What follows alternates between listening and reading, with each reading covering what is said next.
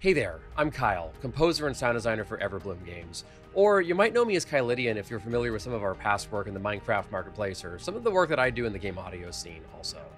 I've worked with Everbloom now for what seems like most of my career at this point, and I've seen some of the best music I've ever written come out of my office. One of my personal favorite projects was our Dungeons & Dragons stuff. Musically though, I've always felt just a touch stifled in my work with Everbloom, and it's not because of the work that we do or the Minecraft marketplace or anything like that. It's more because I always play to the strengths of the music that I write best. My background is in orchestral music. However, I spent a lot of time in college engaging with musicology, or the actual academic study of music.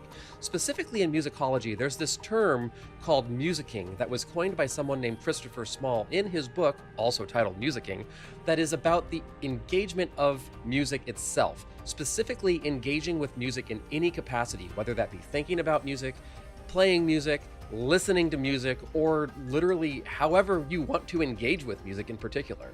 And I music a lot. And this is probably because I actually grew up hating music. That's not a story for today. Maybe I'll share that later. I am completely enthralled though that I ended up somehow as a professional composer. Who knows how that happened.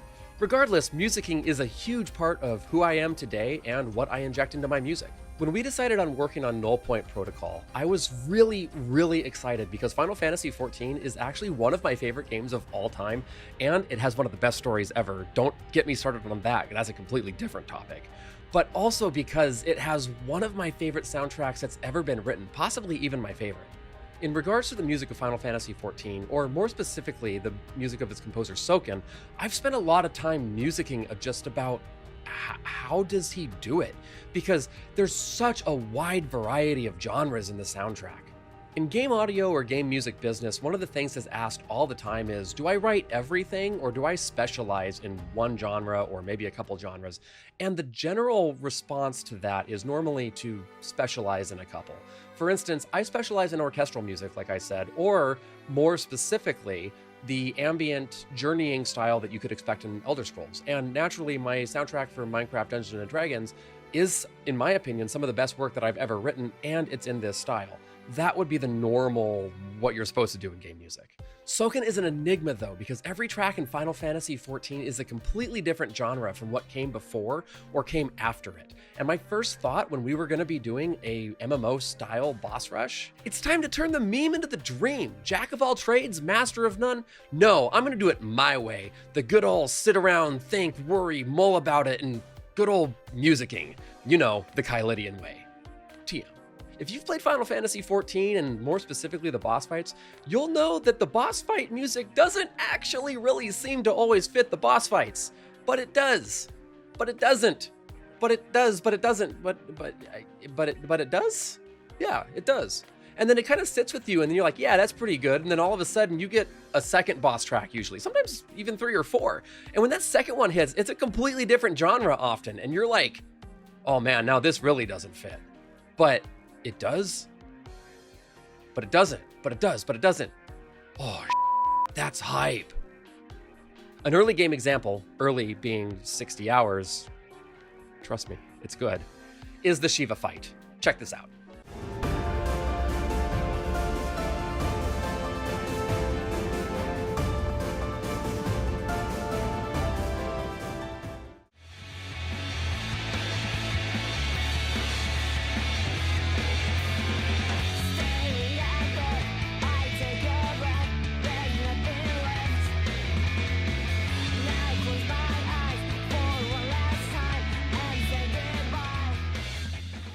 You go from a classical waltz-style track over to literally just J-rock, entirely different genres. Some things are kept, some things are not kept, but it's completely unexpected, and it's a complete tonal shift, and it's awesome. The vocals are in your face, the mixing is a little bit weird even, and it works. So I chatted with Ryan about this. He's also a Final Fantasy XIV player, and we decided that I was just gonna write the judge track. I wasn't gonna drop any drafts for the team, because if I know my team, I knew that they weren't going to trust the process until it was already done. So at the next team meeting, I just said, I'm going to go write a banger this week. And then I went and I wrote the judge. It sounds like this.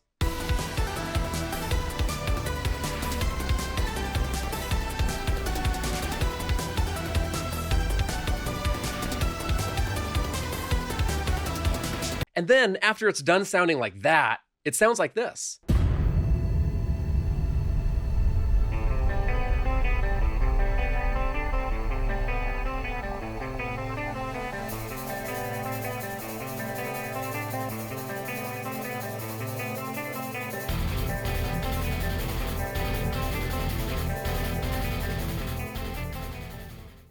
There were no drafts for people to hear. Me just hitting the DAW saying, yo, bet, and channeling some of that big Toho energy. Wait, Toho? When we were shopping around for musical inspiration, we originally thought in the direction of Toho music, actually. Kind of like that Bullet Hell type thing, if you're familiar with it. If you aren't familiar with Toho or the depths of its lore and legacy that date back to some time when Moses parted the Red Seas, that's okay. Neither am I, and neither of us want to hear about that today. But the fun fact that you are going to hear about is that Toho has a lot of music.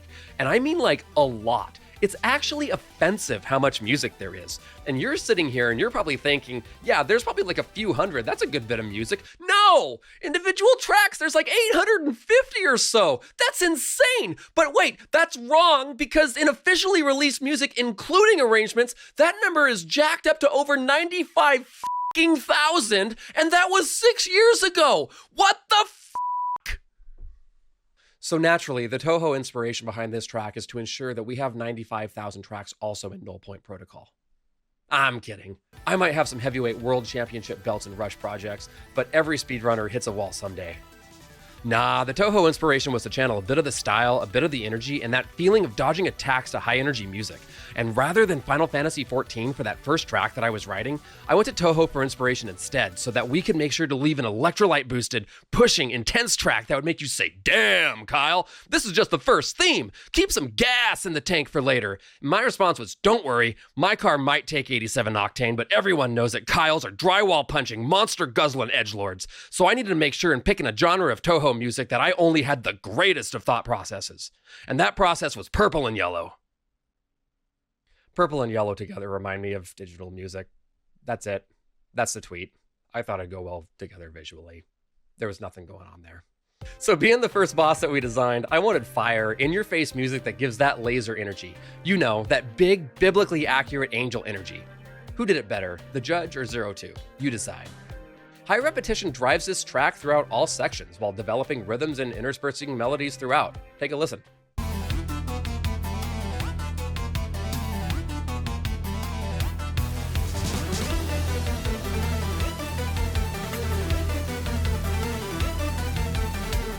And then to give you a little break in the middle of this, I have this section that gets real quiet for a second, then builds its way back up to a melody that isn't quite as high energy before circling back around to the loop point.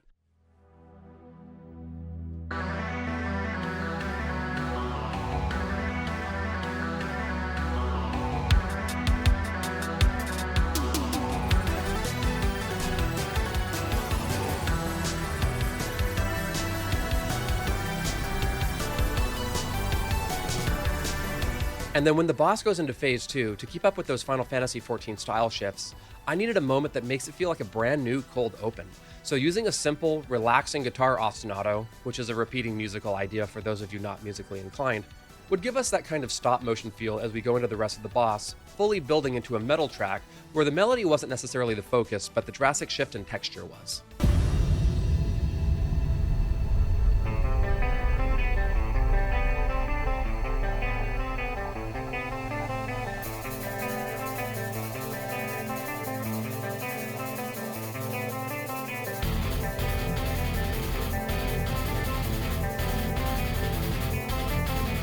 This musical change gives the boss a very different feel, almost angelic, as the boss breaks free of its chains, finally able to move around towards the back of the arena. As the attacks ramp up, the music does too. I didn't plan on that, but that's neat. So what's the moral here? If you hard, then you hard. Going into this, I had a goal to take the idea of jack of all trades, master of none, and make it master of maybe not all, but a master of doing it my way. This music might not be the most authentic digital fusion or metal that you'll hear, and maybe not Final Fantasy or Toho either, but it's raw, unfiltered, and each track that you hear I have made sure is bleeding the desire that I have to bring you the best music that I can.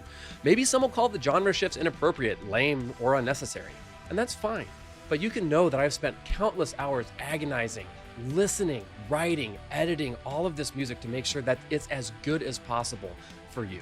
Some of the genres that you can expect to hear in this include classical,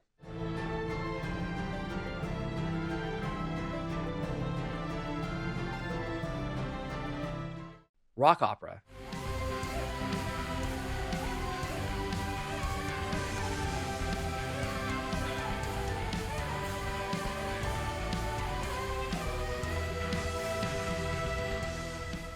and whatever the hell this is.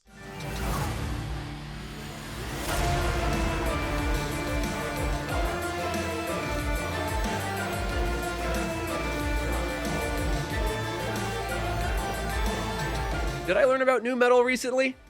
Stay tuned.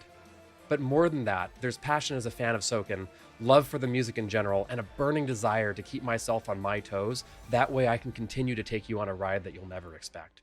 And before I go, check out this teaser of a boss track that I've written that the team hasn't heard yet. You all get to discover it together. Here it is. And that's all you get. It's actually not finished yet, which is why they haven't heard it. Like I say, drop bangers, leave the room, works every time. Hey Kyle, are you about to drop a banger again? I'll catch you later, gamers.